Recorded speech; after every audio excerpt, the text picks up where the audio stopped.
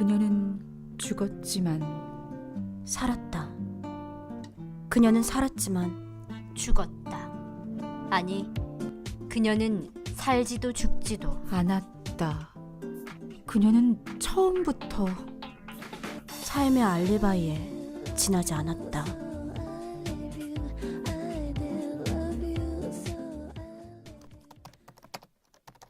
시작은 코스모스였다.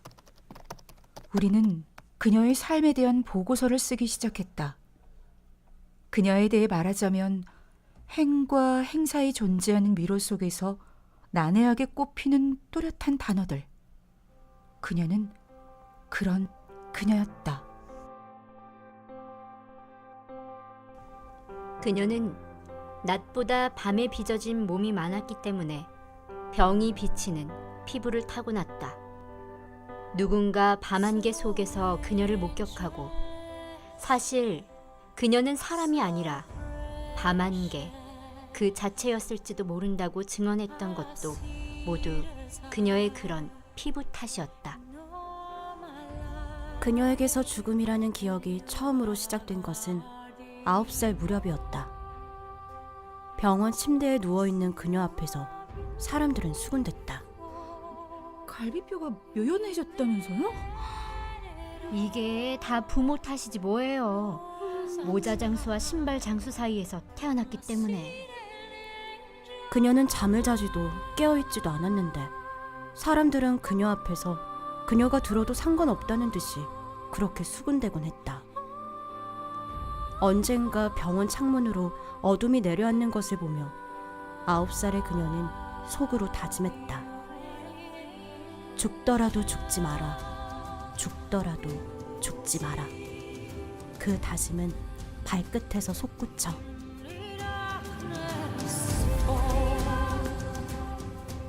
사랑은 온몸을 필요로 하지 않기 때문에 그녀는 쉽게 사랑에 빠졌다.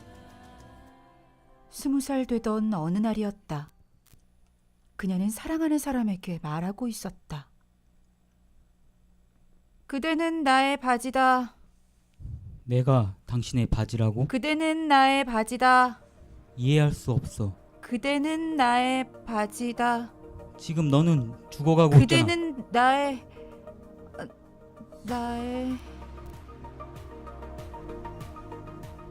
나도 죽어서 신이 될 거야.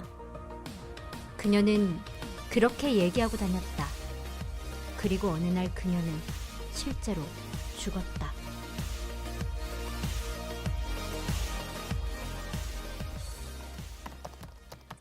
우리는 여기에서 그녀의 삶에 대한 보고서를 그만 끝냈어야 했다. 그랬어야 했다. 그러나 그녀는 버릇처럼 살아났다. 검은 채소밭에 매달리면 목과 너무나도 멀어진 얼굴, 2마리의 물고기가 그려진 국기처럼 죽은 그녀와 살아있는 그녀는 서로 마주봤다. 다시 그녀에 대하여 말하자면 행과 행 사이 존재하는 미로 속에서 난해하게 꼽히는 또렷한 단어들. 그녀의 단어들은 미로 속 같은 행간에서 다시 시작되었다. 젖은 얼굴이 목 뒤로 곤두박질 쳤다. 우리는 그녀의 삶에 대한 보고서를 쓰기 시작했다. 시작은 코스모스였다.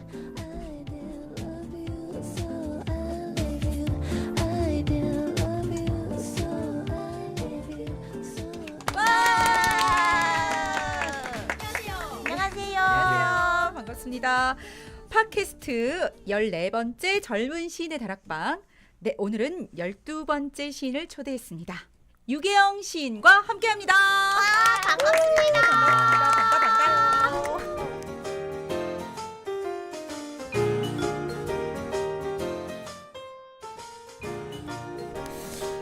저희 눈앞에 엄청난 미인 한 분이 앉아 계시죠? 여자 시인들은 다 예쁜 것 같아요. 그러게요. 모델 그 누구도 배우 있잖아요. 모델이자 배우 있잖아요. 요즘에 키 되게 크고 요즘 핫한 배우. 오연서를 그렇죠. 연상하시면 되겠습니다. 웃고 있어요 그녀가. 근데 보조개가 진짜 매력적이세요. 네, 저도 지금 굉장히 떨리는데요. 시인 소개 먼저 드릴게요. 네.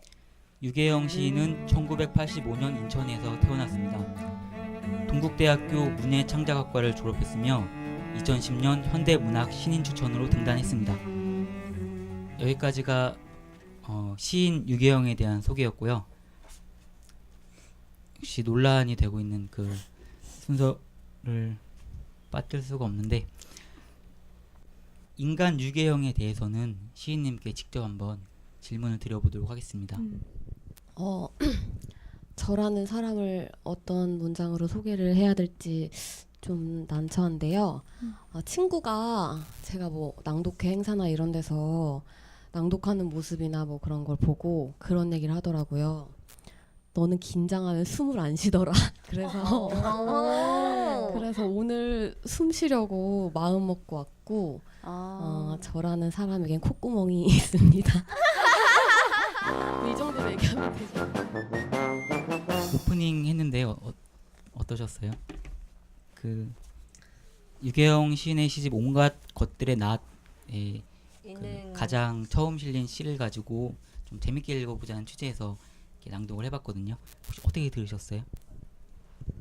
제가 예전에 희곡 읽는 걸 되게 좋아했었는데 되게 멋있는 부조리극 한 편을 직접 들은 것 같아서 너무 영광입니다. 잘 들었어요. 감사합니다. 우리 유계영 시인을 모시고 오늘 또 주제가 있잖아요. 네. 오늘의 주제는 무엇인가요? 온갖 색들의 나. 온갖 색들의 말. 죄송합니다. 온갖 색들의 말이 주제인데 이거 시인님께서 직접 유계영 시인이 직접 생각을 해오신 거라고 들었거든요. 시집 제목이랑 관련을 지어서 주제를 선정하면 좋을 것 같다고 생각했는데요. 그 세상에 참 많은 색깔들이 있고 뭐 이를테면 그 색들은 다 고유한 이름들을 가지고 있지만 참 많은 색깔들이 이름이 없이 그냥 그저 존재하잖아요. 근데 이렇게 사진 작업하는 툴 같은 걸로 그 형태에서 색깔을 뽑아서 다른 데 입히거나 뭐 그런 식의 장난을 막 쳐봐도 그 형태에 따라서 또 색깔이 다르게 느껴지기도 하고 그러는데 이 낮이라는 시간이 온갖 가지 색깔들이 자기 천연의 색깔들을 드러내는 시간이라고 생각해서 색에 대해서 얘기해보고 싶었습니다. waltz, sofa, 시인이 된 계기는 무엇인가요? 이런 질문은 의외로 많이 받기 때문에 항상 제발 그것만은 물어보지 말아주세요. 막 속으로 아까 표정 변한 거 생각하는데 봤어요. 되게 진부한 질문부터 저희가 들어갑니다. 왜냐하면 저는 이걸 말하는 순간 되게 스스로가 왜 이렇게 시시하게 살았냐는 스스로 막 그렇게 질책을 하게 되더라고요. 그러니까 어떤 계기가 특별히 있었던 게 아니라 그냥 문예반에 들어가서 고등학교 때 100일장 나갔다가 빨리 쓰고 놀려고 산문보다 짧은 시를 선택했었고 네. 상을 주길래 내가 이거에 재주가 있나 보다 해서 계속 쓰다가 이 지경까지 왔습니다. 진부한 질문에 진부한 대답. 그러면 문예부에 든 계기가 있었을 것 같은데 원래 이렇게 글에 관심이 많았었던 건가요? 그런 건 아니었고요. 어렸을 때부터 불만이 되게 많은 애였어요. 투덜거림도 많고 짜증도 많고 그런 성격을 조심해야 합니다 오늘. 일기 쓰면서 많이 풀었던 것 같아요. 그래서 그걸 선생님 보라고 선생님 험담도 거기다 쓰고 물론 애둘러서 썼지만 그렇게 하다 보니까 뭔가 내가 발설하고 발화하고 이런 것에 대한 쾌감 같은 건 알고 있었는데요. 그걸 꼭 시라고 찝어서 장르를 정해두진 않았던 것 같아요. 예. 그래서 문예반 들어가면은 뭔가 마음대로 휘갈길 수 있겠다 막 이런 신나는 마음으로 들어간 거죠. 그렇게 해서 이제 시를 쓰시게 됐는데, 그러면 시인이 되시고 나서는 나서의 삶은 혹시 어떠셨는지 얘기해본 김에 얘기해볼까요? 그 시를 그만 써야겠다라고 생각했을 때 시인이 됐어요. 그래서 빼박 빼박 상황에서 빼도 박도 못하는 예. 상황. 그래가지고 청탁이 드라마틱한데? 들어오면 또 얼떨결에 써서 발표를 하고 그랬는데 사실 그만 써야지라는 마음과 함께 취직을 했었거든요. 그래서 정말 지금은 제가 일을 고정적으로 어디 출퇴근을 하진 않지만 그 5년의 시간 동안 정말 가장 피폐한 사람이지 않았나 그런 생각을 하거든요. 정말 쉬지도 못하고 주말에는 밤새서 작품 쓰고 또 다음날 일어나서 출근하고 이런 일상이었던 것 같습니다. 주변의 세월을 털고 언제 만나도 보람을 그래, 우리 또 손안에는 이렇게 시집이 또 들려 있잖아요. 온갖 것들의 낮이라는 시가 있는데 이 시집에 대한 얘기도 좀 많이 나눠보고 싶어요. 아니 근데 저는 이제 읽다 보니까 가족 얘기가 좀 나오더라고요. 그러니까 뭐 아까도 나왔듯이 뭐 신발 장수와 모자 장수 사이에서 태어났다라는 식이라든지 아니면 언니 그 언니 얘기도 막 나오고 좀 간접적으로 이제 가족을 좀 느끼게 하는 시들이 많았는데 그래서 그런 부분에서 좀 질문을 하고 싶었었어요. 가족의 영향을 많이 받은 부분이 있는지. 뭐 누구에게나 마찬가지일 거라고 생각하는데 참 밉고 싫고 꼴도 보기 싫은데 꼴을 안 보고 살 수 없는 존재잖아요, 가족이. 그래서 뭐 저는 전혀 의도하진 않았는데 그런 부분이 드러나는 것 같고 저는 시 속에서 그 저의 사적 영역 같은 걸 많이 드러내지는 않으려고 되게 애를 많이 써요. 제가 뭐 만났던 연애들, 뭐 내 주변 인물들, 뭐 가족들 마찬가지로. 그런데 그런 것을 부정하면 사실 그런 관계가 없다면 어떤 사람과 사람 사이에 존재하는 것도 나 자신이긴 하니까요. 그래서 그런 건 뭐 떼어낼 수 없는 거 아닐까 싶네요. 저는 네, 이거 시를 읽는데 사실 되게 미로 속을 헤매는 느낌이었어요. 네네. 이렇게 정말 이렇게 막 계속 그냥 어떻게든 막 헤쳐 가는데 또 그 자리기도 했다가 너무나 또 다른 곳에 가기도 했다가 되게 알 수 없는 미묘한 것들을 제가 막 느끼고자 애쓰고 있는 막 제 자신을 발견하기도 했었고, 근데 사실은 저는 시집을 딱 받았을 때 저는 저랑 가장 닮은 시를 먼저 찾게 되는 것 같아요. 네. 네, 저랑 닮은 시가 뭘까라고 저는 이렇게 보다가 어우 또 미로야. 어우 미로야. 어우 왜 이렇게 미로야. 아 뭐 출구도 있는데 이게 출구 맞아? 아 이게 뛰는 사람이 뭐야 이게 뭐 계속 제가 헤맸어요. 그렇다가 제가 드디어 만난 시가 그나마 저랑 좀 가장 가깝고 현재 저의 모습을 좀 드러내주는 시가 사실은 불이야라는 시였어요. 68페이지에 있는데요. 네. 바로 들어가겠습니다. 달리 코너로 바로 이어지기도 하겠네요. 코너는 달리가 그 시를 아주 스피드하게 낭독하면서 그 시의 이야기 속으로 들어가는 건데요. 불이야, 유계영. 너의 내면은 어디로든 갈 수 있는 긴 다리로 가득해 스케이터의 발끝처럼 멀리, 더 멀리 미끄러지는 불이야. 소녀나 소녀야. 지붕의 모양을 확인할 수 있는 방법은 더 높이 올라가 보는 것뿐이다. 너희는 가장 오래 지속되는 감정을 찾을 때까지 떠돌아야 한다. 그래서 너희는 누구도 발견하지 못한 지붕 밑을 떠돌게 되었다. 친구를 때리면 안 된다고 한 번쯤 말해보기 위해 주먹을 찾아 떠돌았던 생전의 싸움터처럼 말이다. 불안의 주기를 딴 낮과 밤이 공중 가득 흰 모가지를 끼얹어 놓았다. 전신이 눈먼 밤마다 지붕 위를 기웃거리던 빛은 구경꾼의 등 뒤에 달라붙어 집으로 돌아갔다. 구경꾼들은 자기 자신을 구경하는 데엔 도가 텄으니 익숙한 지붕 아래 너희를 담아두고 가장 소중한 것이라 부르며 오래 간직할 것이다. 너를 자신의 일부라 믿으면서 말이다. 소년과 소녀와 불꽃이야. 이 첫 연애 첫 행이 딱 저에게 다가왔거든요. 사실은 너의 내면은 어디로든 갈 수 있는 긴 다리로 가득해.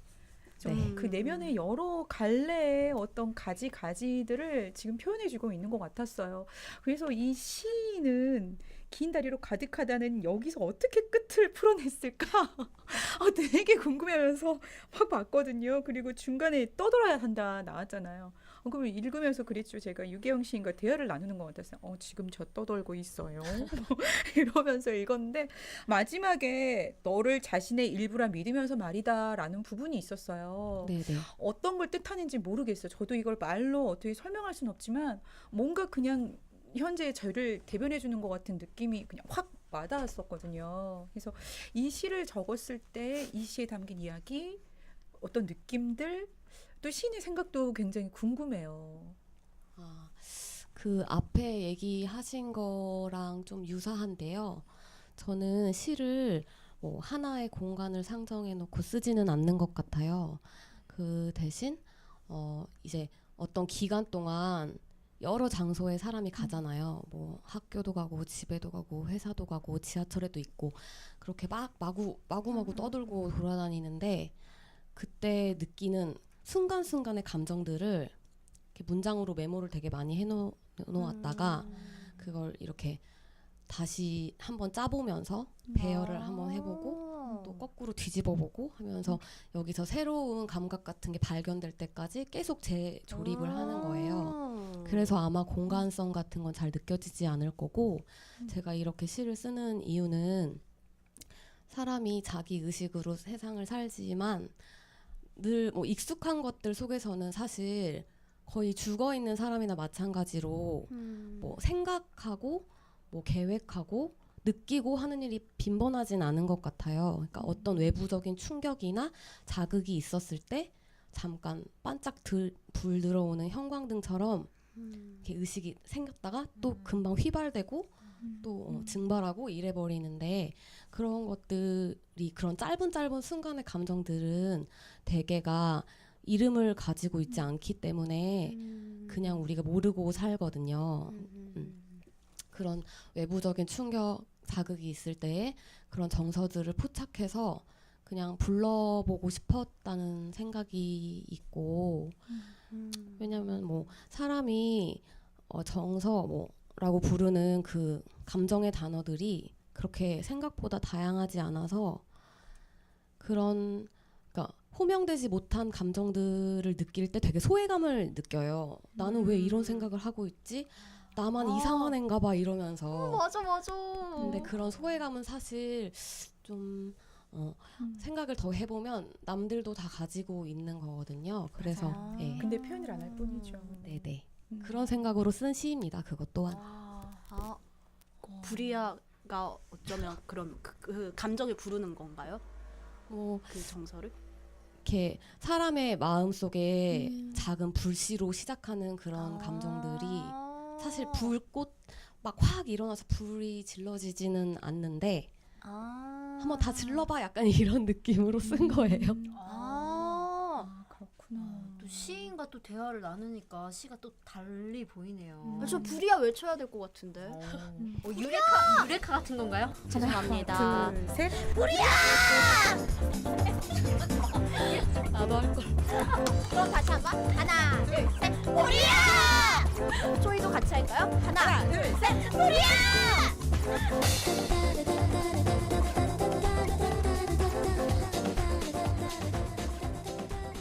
읽어보면서 어떤 단어들이 좀 이렇게 반복적으로 나오는 거를 느꼈는데 보통 다른 시인들 시집에서는 보지 못했던 좀 특이한 단어가 의자였어요. 저한테 특이하다고 생각되는 단어가. 근데 이 의자가 뭔가를 대변해주거나 상징하고 있는 게 아닐까라는 생각은 했는데 저 나름대로 답을 찾지는 못했거든요 아직. 근데 좀 시인 있게 여쭤보고 싶어갖고 혹시 뭐 낡은 의자 그리고 뭐 발이 많이 달린 의자 뭐 이런 의자들이 많이 나오던데 혹시 어떤 뭐 의도나 주제가 있는 사물인가요? 궁금했어요.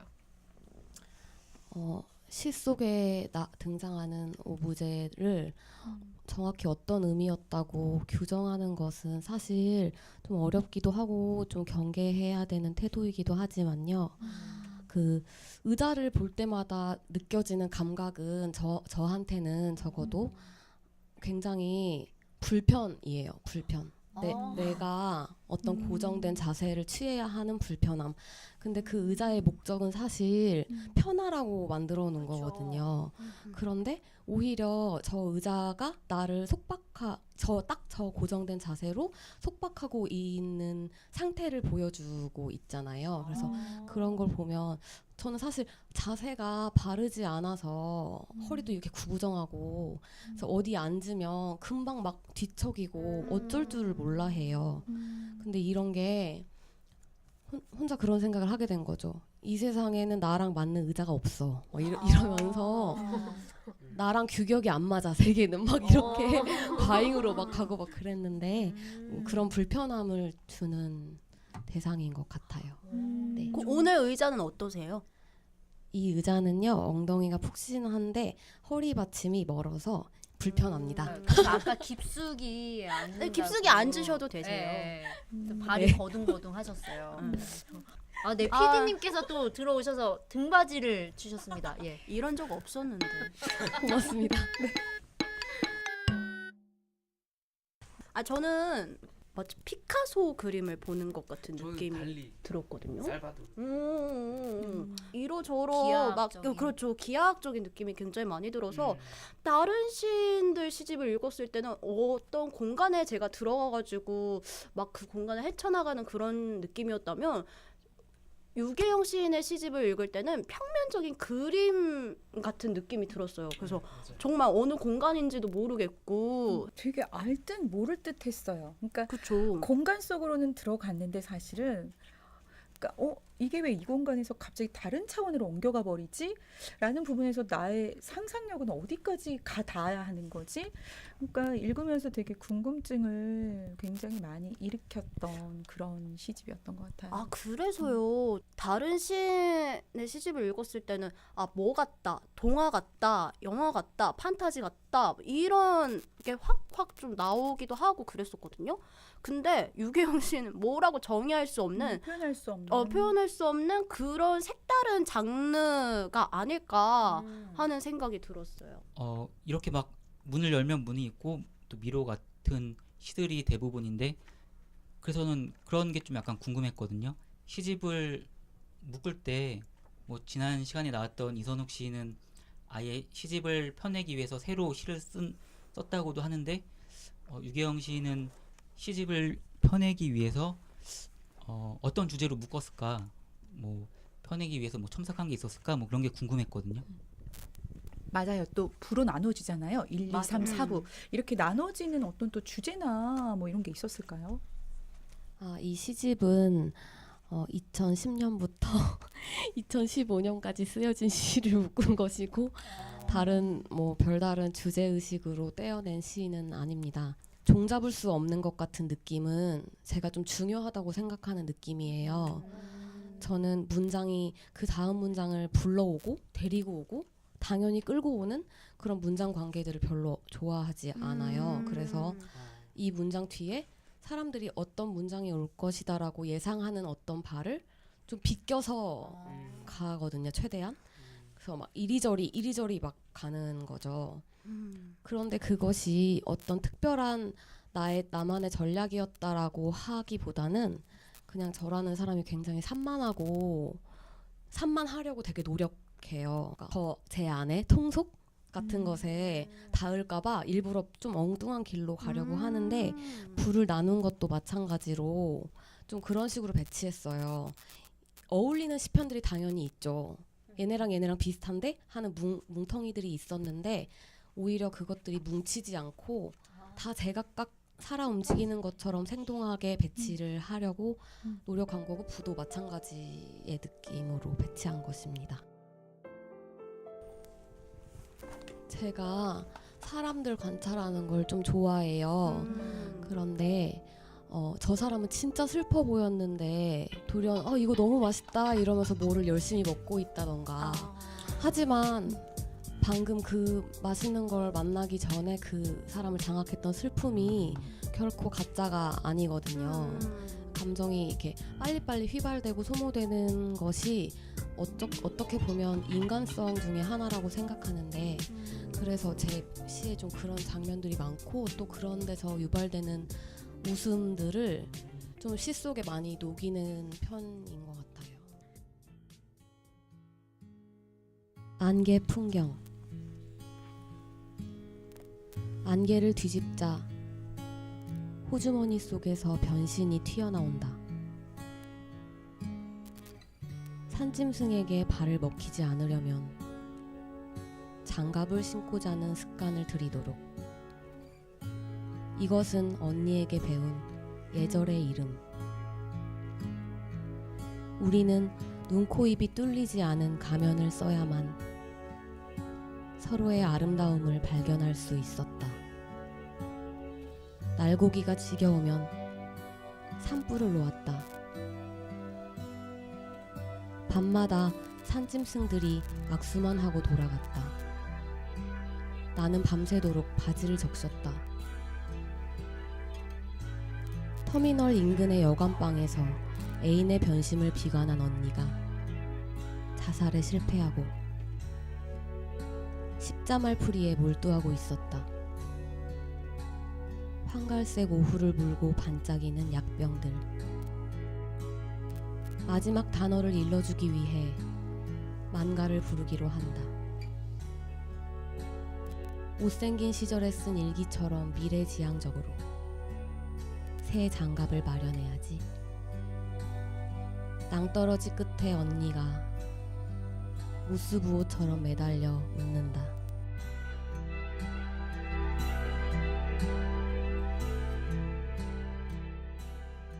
시집을 읽으니까 시인도 정말 특이한 시를 쓴다라는 생각이 그래서 유계영 시인은 어떤 책들을 좀 좋게 읽었을까 하는 좀 궁금한 생각도 들었거든요. 제가 가지고 온 책은 존 버거의 백내장이라는 책입니다. 제가 이 작가를 좋아하는데 백내장에 걸려서 양쪽 눈이 다 백내장에 걸렸다가 이제 수술을 하게 돼서 이제 깨끗한 시야를 확보하기까지의 짧은 단상들이에요. 그런데 일단 양쪽 눈이 다 걸렸다가 아마 왼쪽 눈부터 수술을 했던가 봐요. 그래서 한쪽은 뿌옇고 한쪽은 선명한 상태에서 눈을 번갈아 떠보기도 하고 양쪽 다 떠보기도 하고 하면서 눈에 비치는 풍경들과 또 색상들 또 뭐 그런 자연의 사물들을 묘사하고 있고, 또 나중에 뒤편에 가면 양쪽 눈 다 이제 수술에 성공해서 맑은 시야를 확보하게 되는데, 그리고 나서 이제 풍경이 전혀 처음 만난 사람처럼 낯설게 보이는 거죠. 그런 과정들이 짤막짤막 읽기 편하게 정리되어 있어서 이 책을 가지고 왔습니다. 이번에는 빛의 돌진이 한 조각 한 조각 나뉘어 집히기보다는 좀 더 총체적으로 느껴진다. 나는 사물들이 빛에 명확하게 제 모습을 드러내고 있다기보다는 만물이 빛에 휩싸여 있음을 예민하게 의식한다. 공기의 입자들이 빛의 입자가 되어 있다. 물고기가 물속을 살며 헤엄을 치듯 우리는 빛 속에 살며 그 안에서 움직인다. 새롭게 발견된 어디에나 존재하는 빛은 고요하고 말이 없다. 시끄러운 것들은 그늘과 어둠이다. 빛이 당신의 등에 손을 얹는다. 아주 오래전부터 빛의 어루만짐을 의식하고 있기에 당신은 빛의 손길에 뒤돌아보지 않는다. 이는 당신이 처음 보았을 때부터 지금까지 아직 이름을 부여하지 않은 그 무엇이다.